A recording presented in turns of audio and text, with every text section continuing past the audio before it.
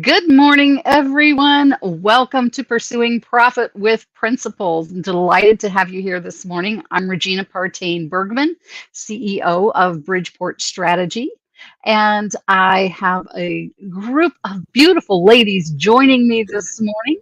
And here they come into the room. We are excited to be able to bring everybody to you this morning. Let's see, I think we're still missing one. We might have a couple more folks joining us before we leave here. But we wanted to come together this morning as a group and have a conversation about collaboration. So let me introduce our panel to you. I'm just going to start around the room here as I'm seeing folks and have them introduce themselves. So Barb Ellison, let's start with you. Tell us who you are, who you serve. Good morning, everyone. This is such fun. My name is Barbara Ellison, and I'm a midlife mentor. I work with women who have woken up and realized that the life that they're leading is not necessarily the one that they want. And just to go forward, because I'm on a mission to make happiness the norm rather than the exception. So I am just loving doing it and helping people to just move forward in their life. Awesome. And that smile should tell you that she really does enjoy that happiness. Yes, exactly. She has a smile that starts at the center of her being. I love it. Sherry Knight, tell us who you are and who you serve. Oops, we don't have sound for you, Sherry.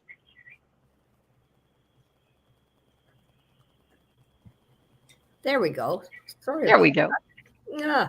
Sherry Knight, Dimension 11, and I'm from Canada. So all of you folks who are all over the world, welcome.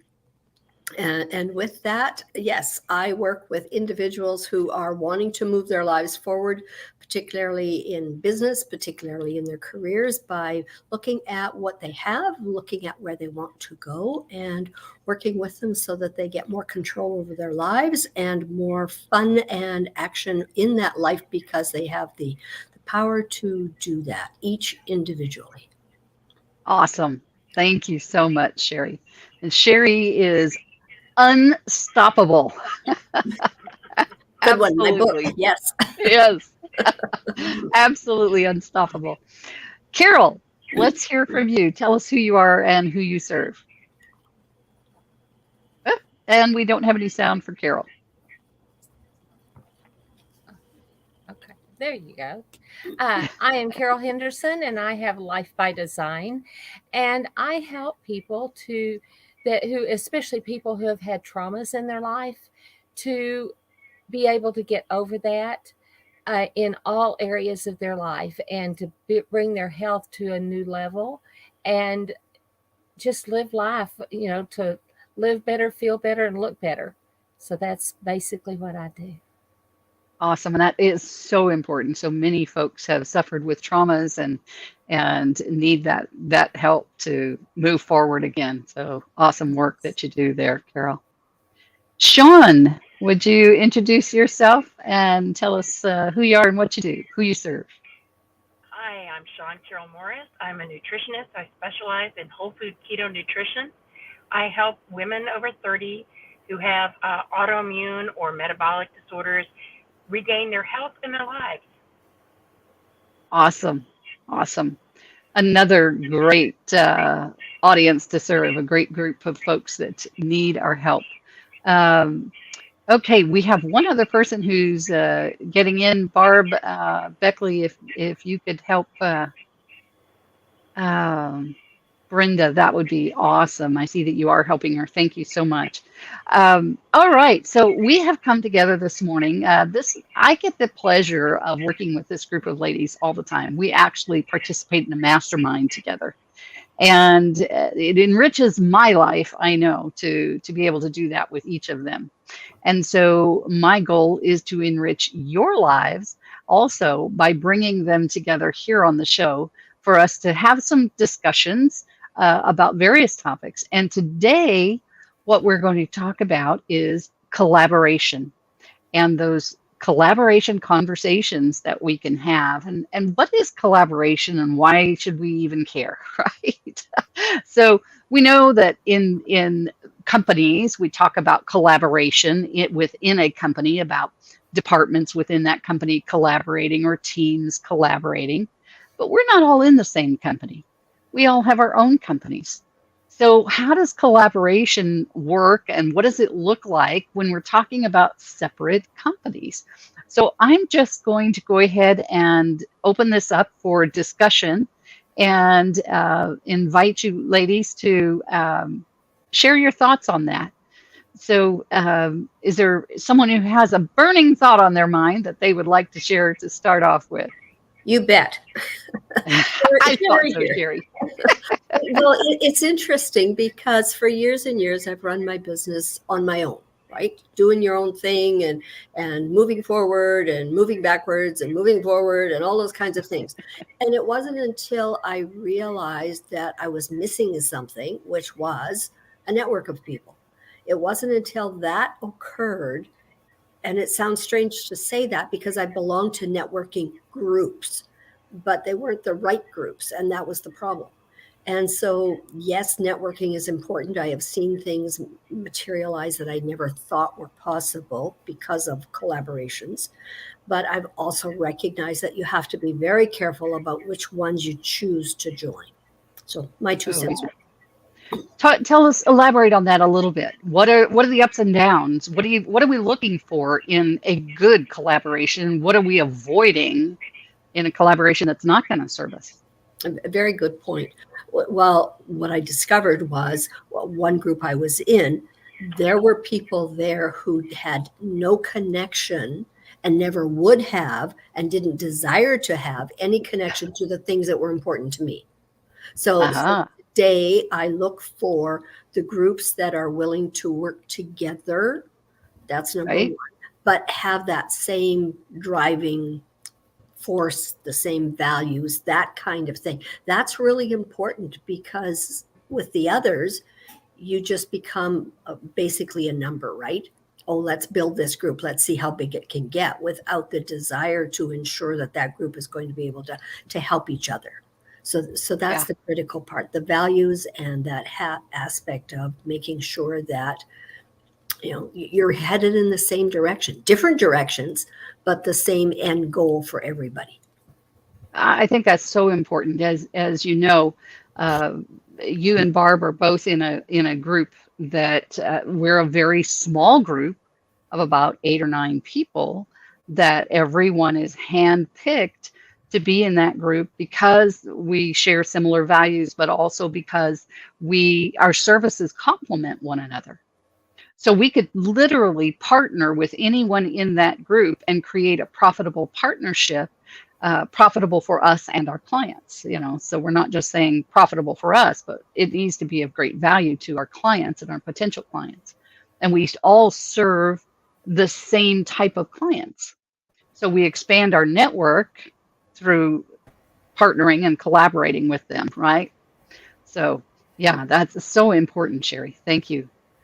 Thank you. And Brenda, welcome. We're glad to see you here.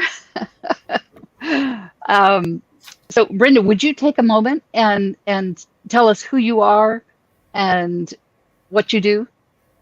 Hello, everybody. I am Brenda Dibele. I am a health and well-being coach and a law of attraction expert as well.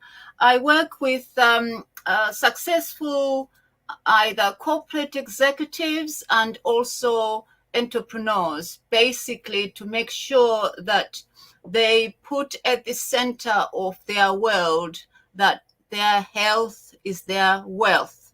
That is what I do. The only thing I do, because I do not want to see people get successful in terms of dollars, but they are laid up in bed because they've collapsed because they neglected their well-being and their self-care.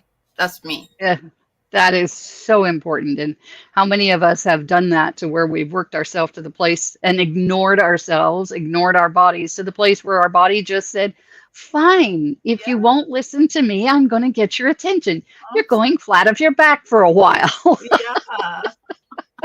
I see some nods around the room. Some of us have been there. Ditto. Absolutely, Barbara. Absolutely. So very valuable work indeed. You can see why I love working with all of these ladies. All right. So Sherry, thank you so much. That was great, great input on that. Who else has something they'd like to share about collaborations and the value of collaborating? I would Sean? like. Looks like, Sorry. oh, No, Sean, that's you looked like you had something. Yes, ma'am. I think it's extremely important as an entrepreneur to be in a group where you are with other entrepreneurs. It's a unique situation that you're not going to get from somebody who works in a corporate setting or is an employee somewhere else. You need to talk to other people who are running their own businesses. And as Sherry said, you need to be careful who you choose, because it needs to be a supportive group and a positive group. But they also need to be able to tell you that, that's not the way you really need to be going. Have you thought that you need to change this? But without tearing you down doing it. And so many other things that I've been in, it's just somebody telling you you're wrong, but not offering any supportive advice. And that's what I love about our group, is that we support one another, period. Absolutely. Absolutely. Supportive all the way around. Yes. Let's see. We'll hear from Barb and then from Brenda. Barb? For me, it has been just since I have really embraced collaborating with people, and has part of my podcast and part of the Time to Shine Happiness show that we do here on the Diamond Factor Experience, it has opened up the horizons to so many other opportunities. Yes. Because you can only grow as you can only grow your audience as you get exposed to more people.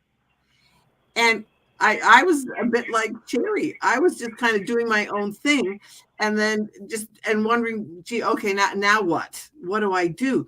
But then, as I started doing the shows, it was like, oh, this is fun, and getting together with so many different people, and realizing that it's just a conversation. Have a conversation. And some people you will just absolutely radiate with. You will just resonate with. No, resonate, better word, will resonate with. And other people, it's like, I remember one day I called Carol and I said, okay, I just have to get this out of my body. This person was not nice to talk to. And it was like, oh, because some people are not into collaboration. But you have to find that out first. Some people, it's all about making the sale. And I am not about making the sale. I'm about how can we help each other to both benefit? Absolutely. A couple of things too that you reminded me of there, Barbara, is that one of the things that you do is work with personality profiles. Yeah. And sometimes there can be personality conflicts within groups as well. So it's important that you kind of vet that group, if you will, and the people in that group to minimize those experiences as well.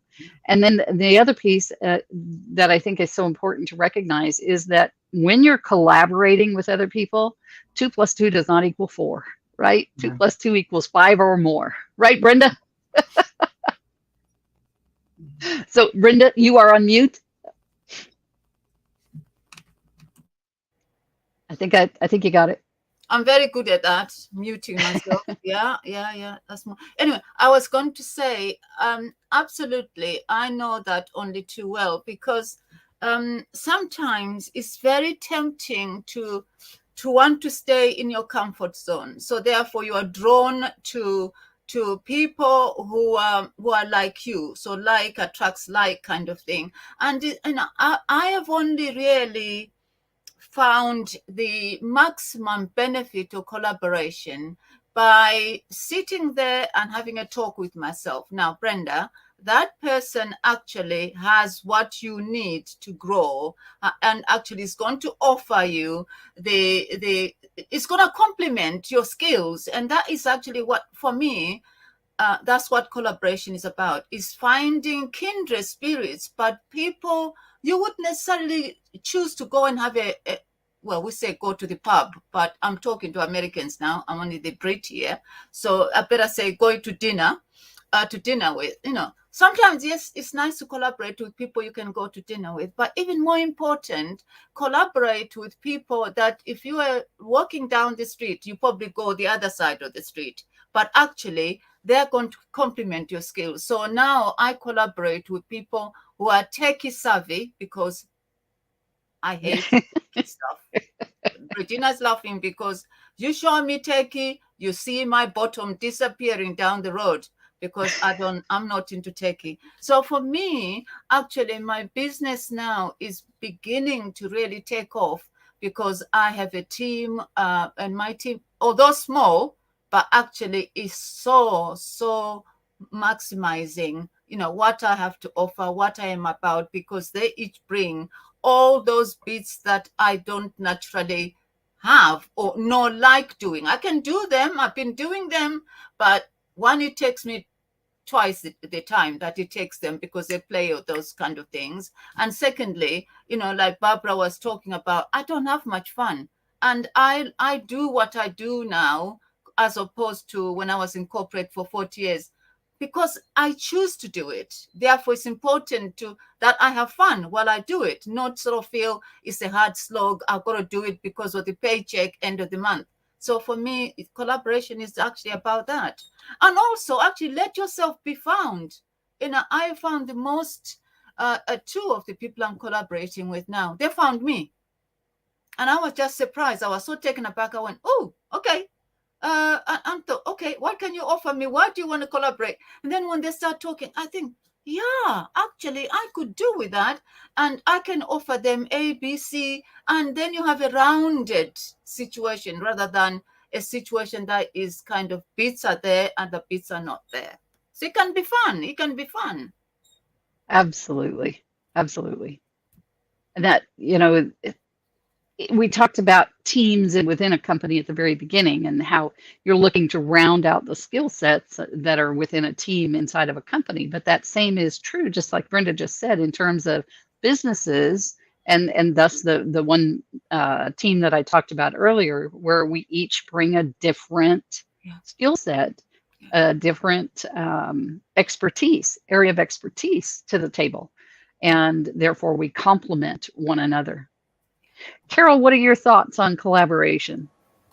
Well, I want to say that you want to be very circumspect in who you collaborate with, because historically, especially in groups of women, it has been very competitive and like crabs in a bucket. I don't know if you've heard of that, but you can put a bucket of crabs over there and they will never crawl out, even though all of them could. The others will keep pulling them back down. And so often in the past with women groups, they can get rather vicious sometimes when one person is reaching success. And rather than celebrating and encouraging and giving thoughtful, good advice, they'll badmouth and belittle and pull them back down in the bucket. And so that's the beauty of this group, is that, we've been doing our mastermind for several years. I don't even remember now when we started it, but it's been a while. And, we all lean in and want the best for each other and encourage each other, and even to the little things of commenting on Facebook posts or answering emails and giving ideas. When Brenda's book came out, she sent us covers and colors and what do we what should I do here, and we all did our input, and then she made her decision. And so that is one of the beauties here. And Regina has been really pushing me. I came from a brick and mortar. I mean, I've always had a business on the side, but I had a brick and mortar, a modeling agency. And then I semi-retired, and Regina was always telling me, you can't keep saying that. You can't say you're semi-retired because your brain is hearing that you're retired. And due to several circumstances, I live on a lake, and I got to where I was just thoroughly enjoying sitting up here, living on the lake, looking at the water, having my quiet time on the porch, etc. And due to some of this time, I have gone on, and one day Barbara and I decided to do a show together, and that has taken off. But it was time. It was coming. We had to, all of us, get to know each other. I had to come to the table of, yes, I really do want to do this. I might as well jump in with both feet. And, and now we went from one show a week to 2 shows a week because, the first was just us talking about motivation and, the trials and the wins of motivation, of being motivated, to interviewing people. And so that has just grown and grown. And now it's a whole new world, but it's because each of us wants the best for each other, and we are lifting each other up, and all boats rise with the tide. And so that's what we're doing. We're bringing the tide in for each other. And so the collaboration is very important. And when one of us runs into somebody who can benefit, just like Barbara brought somebody on our show the other day, and we just fell in love with her, and you can tell the difference. And we do men, we interview men also, but this particular one I had not met, but it was just a good fit for the 3 of us when we interviewed her. And so it does make a difference. And in the collaboration, as far as a business standpoint, when Barbara and I interview together, or, we will be interviewing Regina for our show, and we bring all of our knowledge and our assets together, and it benefits all 3 of us. And so that's how that works, is that we'll all grow because we do bring different things to the table, and different, how many of us are in wellness, and but we all bring a different aspect of it. And so that's why I think the collaboration is so valuable, and I highly encourage it. Awesome. Thank you. Barb. Just a quickie. And one of the things about collaboration for me has been that we've all been talking about it. We all have a skill set. And if you have a skill set that you need to learn, find somebody that knows how to do it and barter what you do. That has been awesome for me. I'll teach you how to do this if you do this for me. And it works. And so then I love barter. I love barter. I love barter. Yeah. So absolutely. Brenda, thank you, Barb. Thank you, Carol. Brenda, could you very quickly touch on something you said about people are reaching out to you? What have you done differently recently that is creating that opportunity for people to find you and reach out to you in the last couple of minutes we have here? You're muted, Brenda. Can you unmute? So, right, okay. I have consciously decided to be more visible. And I remember having a discussion, of all people, my computer guy, he's actually been pushing me in different ways, techie computer guy. And I said, I am not doing lives. I am not doing Facebook lives. And he said, that is not the only way of being visible, Brenda. So I have consciously now become much more visible in ways that I wasn't before. And actually, I've been entering into conversations by way of following up on messages. So when people like my posts or message me on LinkedIn, where before I'd just say thank you, or that's really nice, and just leave it there. Or actually on Messenger, I've got something like over 2,000 of people messaging me on Messenger. So now I follow up on 50 people each morning. to actually say, that's really nice of you to reach out, to contact me. What's in your world? What are you about? And then they say, what about you, Brenda? What are you about? Whereas, as I said before, I was leaving the collaboration on the table, not necessarily the money, because I would just think, oh, that's nice for someone just to say, hello, kind of thing. So that's really what's made a big, big difference for me. So from that, people have then reached out and said, how about we collaborate on such and such? And I think, oh, okay, yes, I would never thought of that. But actually, yeah, that's great. And as Barbara says, previously, I think at the back of my mind, I probably stopped myself because I thought I don't have the money to get someone with a different skill set to work with me. But now I actually say, well, actually, is there something I can offer you that will be of value to you? And then they go, oh, I've got terrible IBS, or actually I am burnt out and I just don't know what to do. Or I have trouble, I have terrible insomnia. I can't sleep. I've tried everything. Then I just do a session with them. They say, my goodness, I slept like a baby the last 3 nights. And I say, well, that's great. How about you do such and such for me as well? So Good point there. You give first. yes. You give that value first, Yeah. and that opens that doorway for that reciprocating, for them wanting to reciprocate with you. Awesome. Ladies, we're at the end of our time. This has been awesome. You've all brought so much value. I would just like to share very quickly that this week I am launching a LinkedIn Live program that is called Collaboration Conversations. We're going to be hosting, I have a co-host for this, Pearl Cox. She wasn't able to be with us this morning.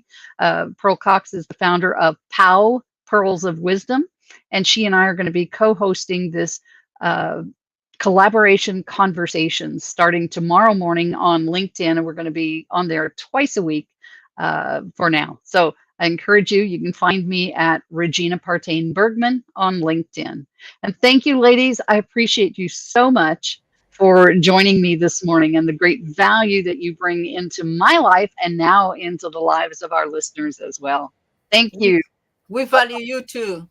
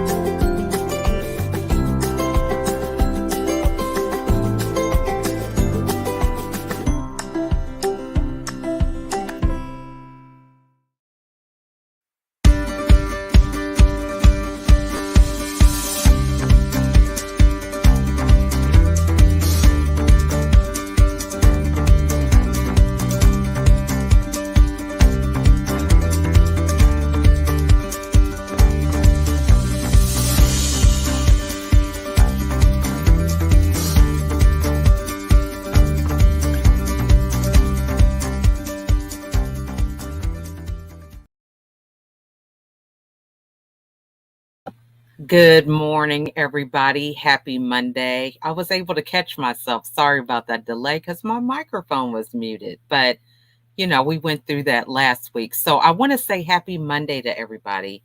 I am LaChelle Adkins, also known as America's Supermom, mother of 15 children, among other things. it doesn't even matter what other things that I say, because when I say I have 15 kids, everybody just, they can't get past it. So I am just here to talk to you today about the art of scale, right? 25 minutes, 30 minutes, it goes by so fast. So I want to dive right into our topic for today. And we are going to be talking about the art of scale. So there's 3 things when we think about scale that really make an impact when it comes to our business and growth and how we are able to expand. And so there's 3 things that we want to keep in mind when it comes to the art of scale. So the first thing is, how are we going to accomplish this growth, right? So we just know that maybe we are making a certain amount of income in our business, but we want to double that, or we want to triple it, or whatever the case may be. How are we going to do that, right? What is going to be our plan? How are we going to sustain it? So even though we may accomplish that goal, you go from one space to a big jump. How are you going to maintain it? Because sometimes it's not about accomplishing the goal, but it's about maintaining that same level of success that, can get us in trouble. So we have to think about how we're going to sustain it. And then from just sustaining it, how are we going to keep the momentum going, right? You get to your point, you accomplish your goal, you're trying to maintain it, but then there's also the idea of future growth. Because you think about it, just in daily life and living, we should constantly be evolving and changing on a daily basis. So those are the things that we want to keep in mind when it comes to scaling. So with that, we're going to be thinking about the acronym, right? I love acronyms, and that's always a good way to kind of drive a point home when it comes to thinking about the things that we want to discuss. So when we think about scale, right, it's better for you and your strategy and your mindset if you know what you're doing when it comes to scaling, if it's top of mind, if it is something that's connected to your mission statement, just anything that, really is the key to your success. You want to tie it in with scale, right? So that it's not something you think about, I'm going to try to do this for a little bit today, right? It's a lifestyle. It's something that you should be doing on a regular basis. And so this is really things that are pertaining to business, but we can also have this mindset with relationships, friendships, just a number of things. So the acronym for scale is, the S is your social media channels. The C is collaboration. The A is automation. The L is listening. And the E is education. All right. So we're going to go into these really quickly, just to give you a highlight of what each of these entails. And I want to let everyone know, if you would like the slides for this presentation, just send me an email. You'll see my email information at the end of the broadcast. You can just email me and put scale in the subject matter, and I'll send you the slides. So the first thing is your social media channels. This is key. I was listening to the show right before, and Regina had mentioned that she's going to be doing a LinkedIn Live. And right now we have all these social media channels, and it's so important that we stay current with what is actually happening right now. So some of you may not, if you're on LinkedIn, you know that LinkedIn is now doing audio.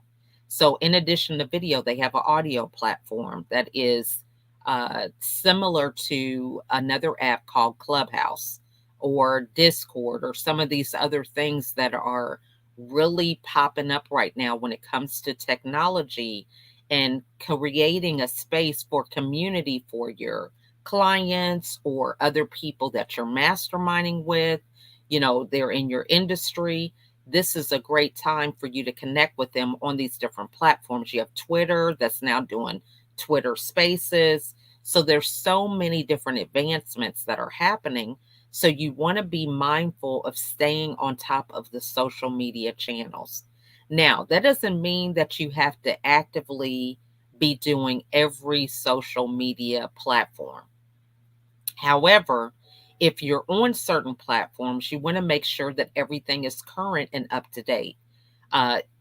Since we were talking about LinkedIn, LinkedIn has something called creator mode, right? So if you're in creator mode, you have the ability to do newsletters, you've got LinkedIn Live, you've got just a number of things that come out and you're able to be an early adopter on. So when they make changes, you have access to those. And so if you, depending on your industry, if you're in technology, for example, it doesn't look good if you have changes that are on social media platforms and you don't have access to them. So you might want to think about, am I in a creator space in terms of my industry? Technology definitely is a creator space because things change daily, sometimes hourly when it comes to technology.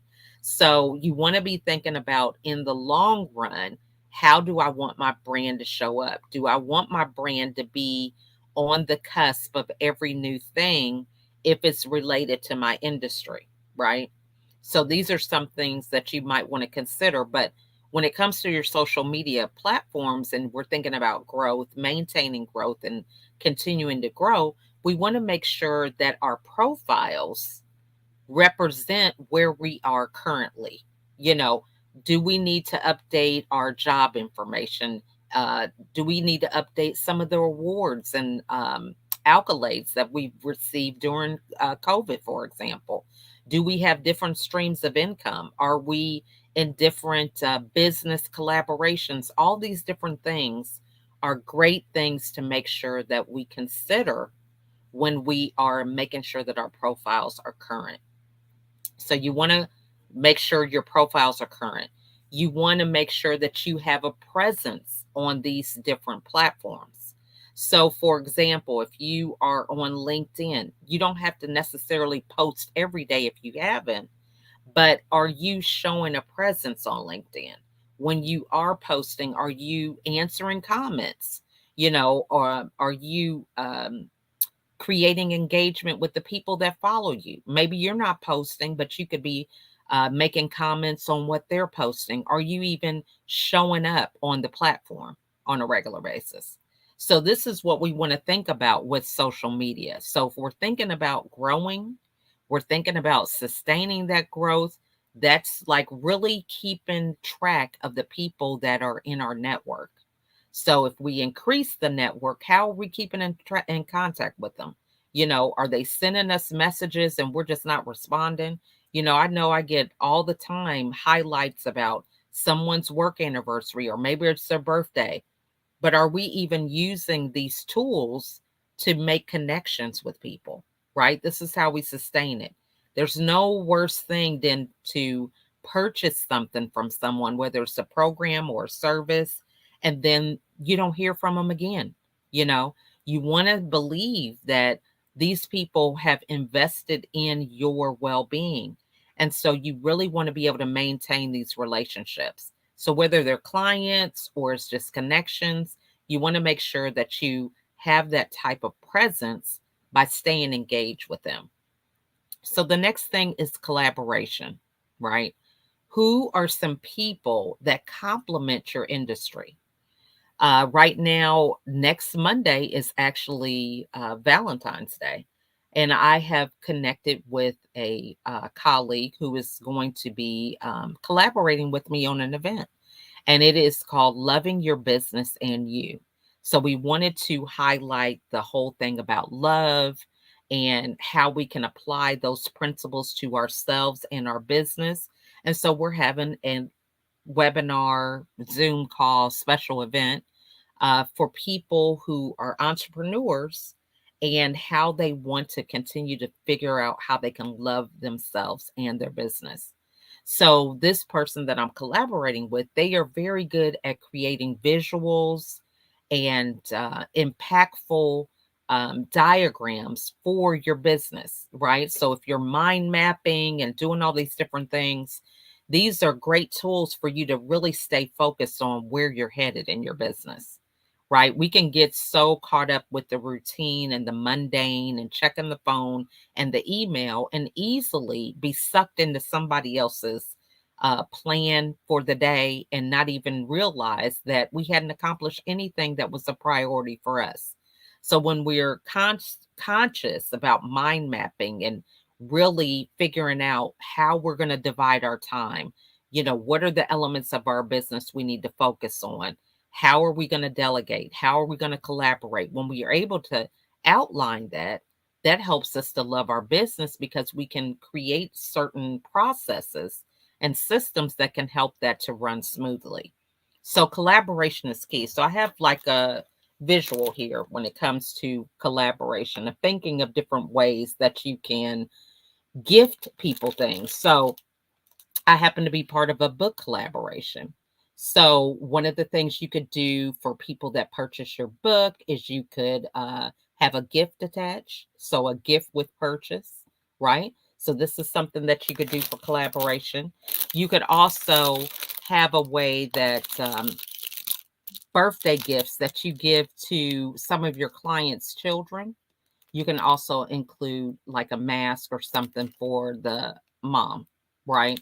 So just different things that you can do to collaborate. Now, I may not have like Mickey Mouse cups or something, but I could get with someone who's in my network. Maybe they do personalized cups or t-shirts or different things like that. And that could easily be a collaborative gift because I can put some of my items with that item that they have, and that's a good way to collaborate.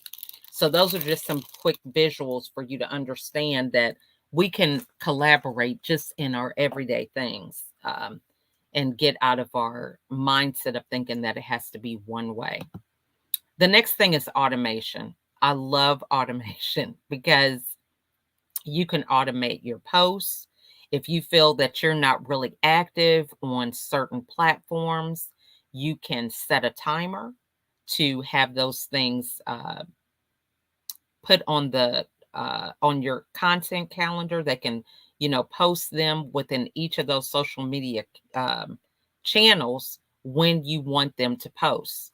And so what you can do is set a reminder or create an event on your email that reminds you to go and comment or tag or do something organically at the time that this post is going to be made. So although you may do the post, maybe on Saturdays, you decide I'm going to do a weekly post on LinkedIn. I'm going to do one on Facebook and the different channels. Well, you can set those up through different platforms, right? And there's so many different apps that do this, but I'm just giving you an idea. So when you set those automations up, you just take out your phone and you schedule alarms or reminders, and then you go at that time that it's going to be posted and you make organic comments in real time. And you set your timer 15, 20 minutes that you take on that content that's posted, ways that you're going to engage. So as that's being posted, you could be going to other people that are connected to you, engaging on their posts. It's not necessarily always promoting what you're doing, but being active at the time that that post is being distributed so that it gives the illusion that you are engaged, with the things that you're posting. So I hope that makes sense. If you guys have any questions, feel free to just reach out to me. So automation really takes a lot of the decision making and fatigue out of your day.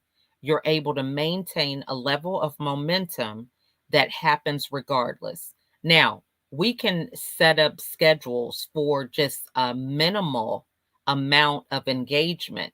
So maybe you want to post on Facebook once a day, right? And you're going to go ahead and post these pre-recorded or pre-scheduled times that it's going to post.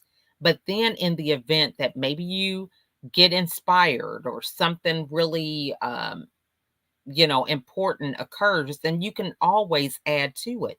But your presence is consistently being seen to your audience. Now, because we're planning it, some people get, well, it's not organic, but it is organic because you're creating the posts that you're going to be doing. So whether it's a weekly quote or some kind of before and after, if you're into artwork or remodeling, or health journeys and different things like this.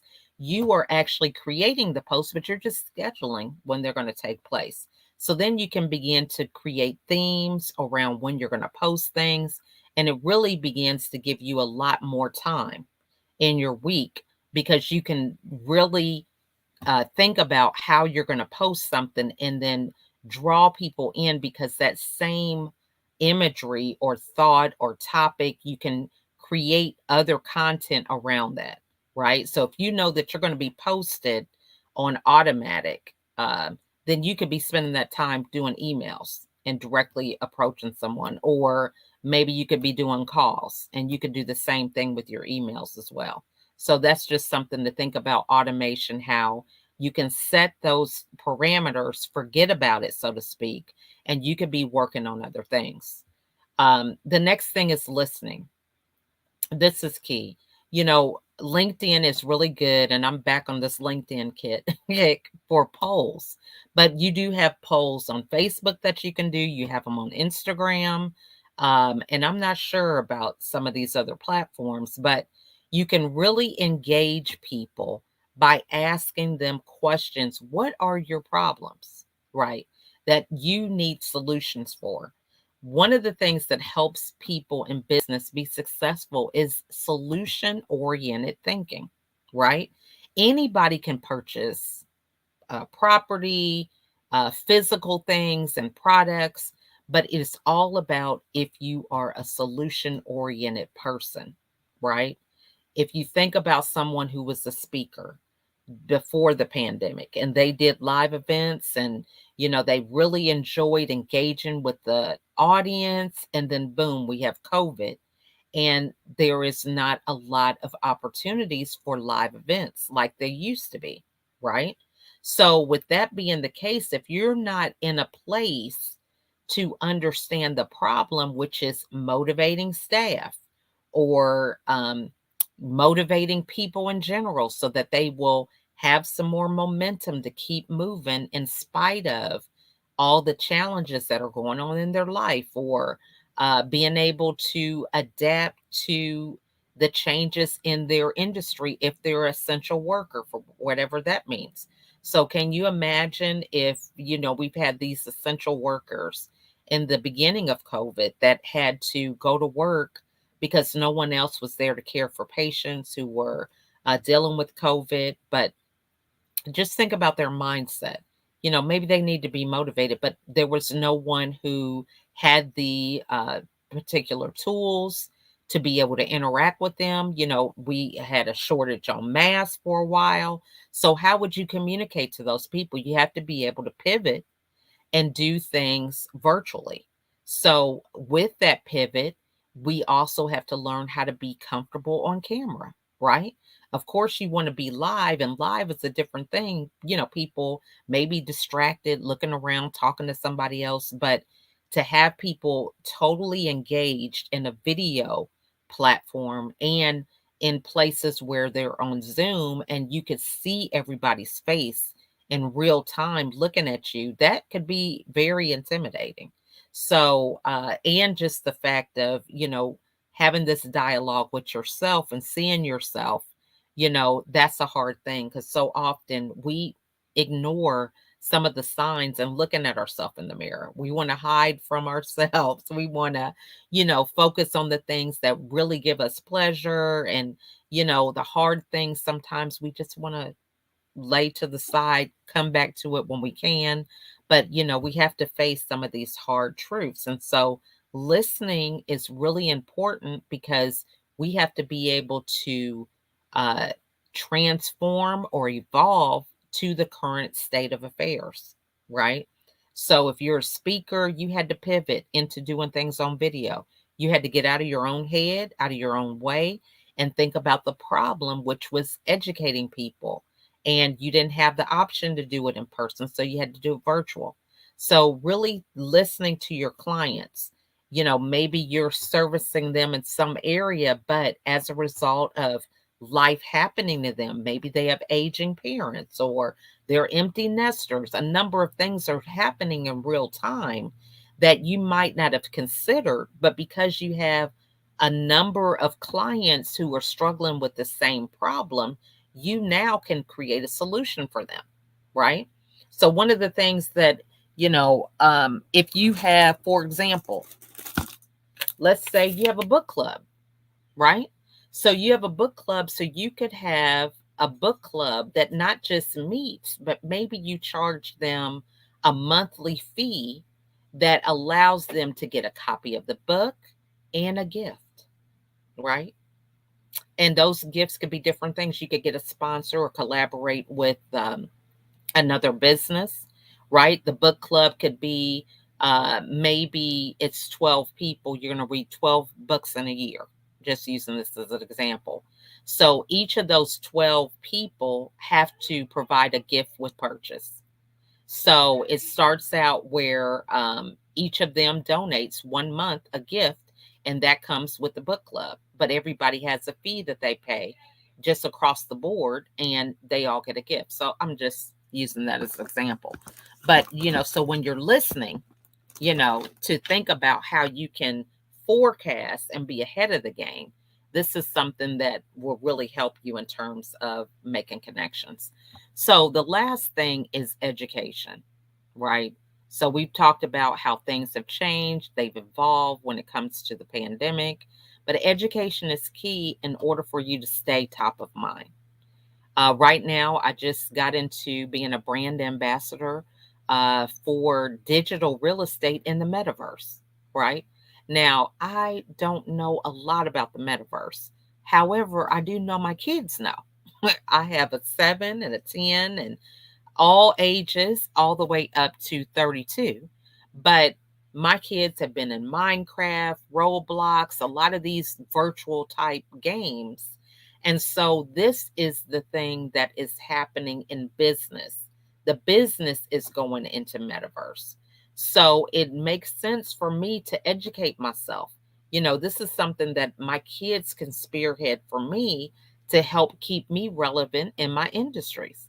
So, even to consider what education do you need to keep moving forward and advancing in your industry?